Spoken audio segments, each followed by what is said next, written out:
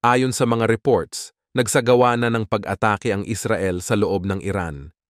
Wala pang masyadong impormasyon tungkol sa pag-atake, pero siguradong magiging mas matindi ang gulo sa pagitan ng Israel at Iran dahil doon. May mga pagsabog na narinig malapit sa isang military base ng Iran sa Isfahan province ng bansa, kaya posibleng winasak ng Israel ang isang military base ng Iran. May mga fighter jet ang Iran sa base militar, kaya posibleng pinasabog ng Israel ang mga fighter jets nila.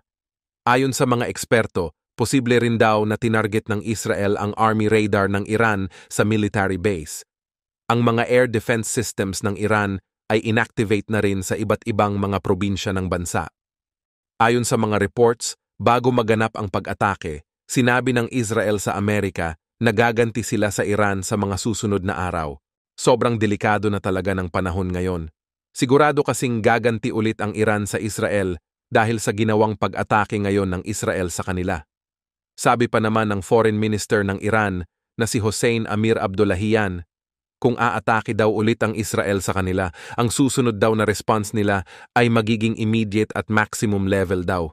Pinahiwatig niya na gaganti kagad sila at hindi na magpipigil kung aatake ulit ang Israel sa kanila. Ngayon umatake na nga ang Israel. Kung tototohanin ng Iran ang sinabi nila, siguradong magkakaroon na ng matinding digmaan sa pagitan ng dalawang bansa. Malaki ang posibilidad na damay lahat sa Middle East pag nangyari yon, pero posibleng hindi lang sa Middle East manatili ang gera.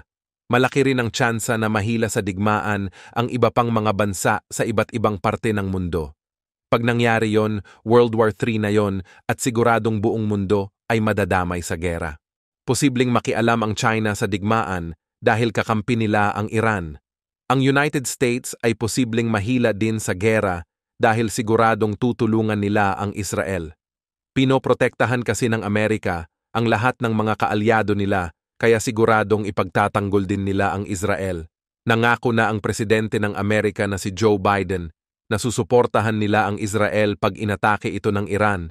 Kaya naman baka atakehin din ng Iran ang mga military base ng US sa Middle East. Pag nangyari yon, baka magkaroon na din ng gera sa pagitan ng Iran at United States. Tapos, baka biglang lumusob ang China sa Taiwan dahil posibleng maisip nilang umatake na dapat sila sa Taiwan habang may gera sa pagitan ng Iran at Amerika. Posibleng mapagtanto ng China na mahihirapan ang US na labanan ang maraming bansa ng sabay-sabay. Tapos hanggang ngayon ay rumaragasa pa rin ang digmaan sa Ukraine. Pwedeng mas tumindi ang gera doon at madamay din ang iba pang mga bansa. Posibleng magkaroon din ng gera sa pagitan ng Russia at NATO. Pagsabay-sabay na ang digmaan sa iba't ibang parte ng mundo tapos karamihan sa mga bansa ay nahila na sa gera, World War III na yon. Ayon sa presidente ng Turkey na si Tayyip Erdogan, ang Prime Minister daw ng Israel na si Benjamin Netanyahu at ang leadership ng Israel ang may kasalanan daw sa pag-atake ng Iran sa Israel. Ganun pa man, marami ang naniniwalang Iran talaga ang may kasalanan sa kung bakit mayroong gulo sa Middle East. Sila kasi ang nagpopondo sa mga grupo sa rehiyon na palaging gumagawa ng mga pag-atake laban sa Israel. Tinawagan na ng UAE Foreign Minister ang Foreign Minister ng Iran. Pinag-usapan nila ang gulo sa rehiyon at sa kung anong mangyayari sa kapayapaan at seguridad hindi lang sa Middle East, kundi pati na rin sa mundo. Inudyok ng Foreign Minister ng UAE na si Sheikh Abdullah bin Zayed Al Nahyan ang Iran na wag nang palalain ang gulo. Kaso malabong hindi gumanti ang Iran sa pag-atake ng Israel. Mapapahiya kasi sila at magmumukhang mahina sa mga proxy nila. Pag nangyari yon, mababawasan ang impluwensiya nila sa rehiyon at hihina rin ang bansa nila. Ganun pa man, sinabi pa rin ng UAE Foreign Minister sa Iran na dapat diplomasya at dialogue ang gamitin ng bansa para masolusyonan ang gulo at masecure ang stabilidad at kaligtasan sa rehiyon.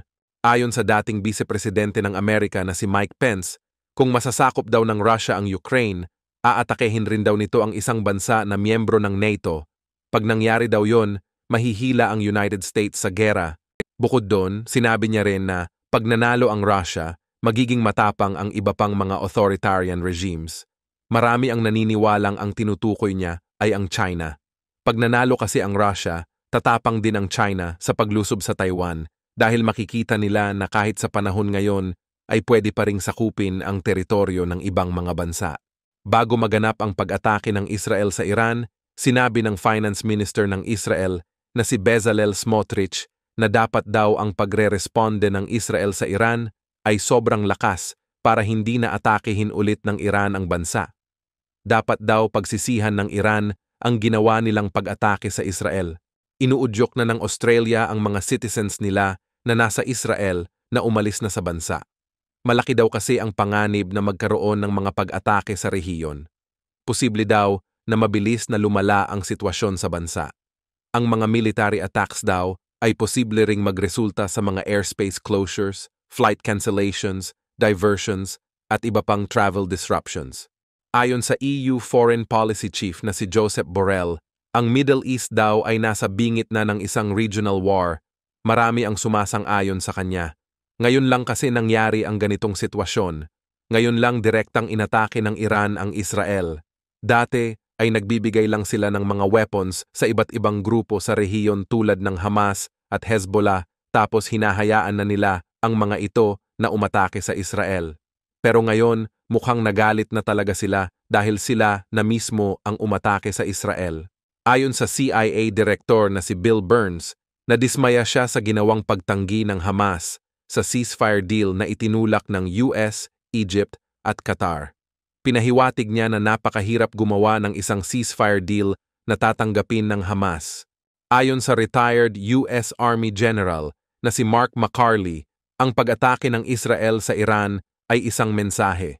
Hindi lang daw paghihiganti ang ginawa ng Israel, kundi isa ring message sa Iran na wag nilang susubukan na atakehin ulit ang Israel.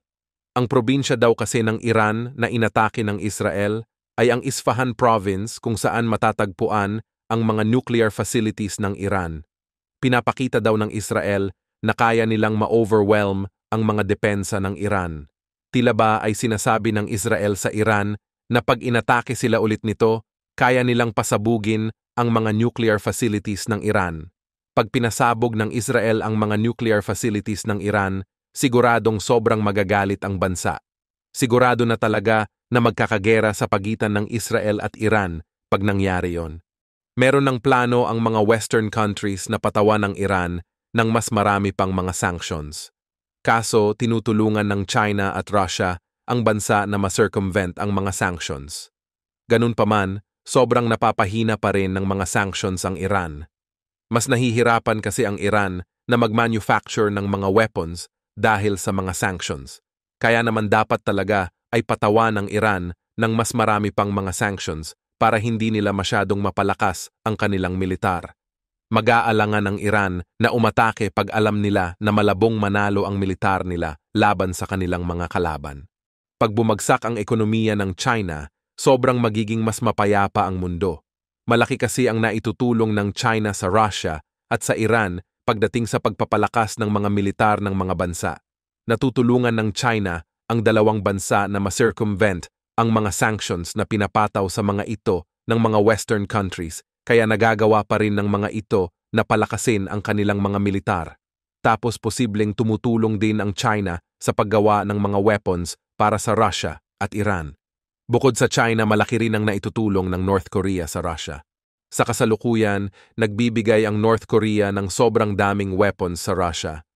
Isa rin yun sa mga dahilan kung bakit nakakatagal pa rin ang Russia sa gera. Kung hindi dahil sa mga kakampi ng Russia, matagal na sanang nag-collapse ang bansa.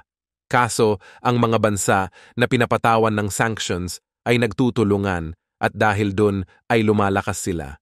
Ganun pa man, epektibo pa rin ang mga sanctions dahil kung hindi sila pinatawan ng sanctions ng mga Western countries, paniguradong mas malakas sila. Magiging mas madali kasi para sa Russia, Iran at North Korea na magkaroon ng access sa Western technology kung walang pinataw na mga sanctions sa kanila. Ang isa sa mga bansa na talagang nagpapalakas na ngayon ay ang Japan. Nakikita kasi ng Japan na talagang merong posibilidad na biglang umatake ang China. Bukod sa China, nakikita rin nila na posibleng bigla ring umatake ang North Korea. Lagi kasing nagtetesting ang North Korea ng mga missiles malapit sa Japan. kaya naman talagang nababahala sila sa posibilidad na biglang umatake ang North Korea. Dati hindi masyadong importante para sa Japan na palakasin ang kanilang militar, pero ngayon, isa na yon sa mga tinuturing nilang napaka-importanting gawin.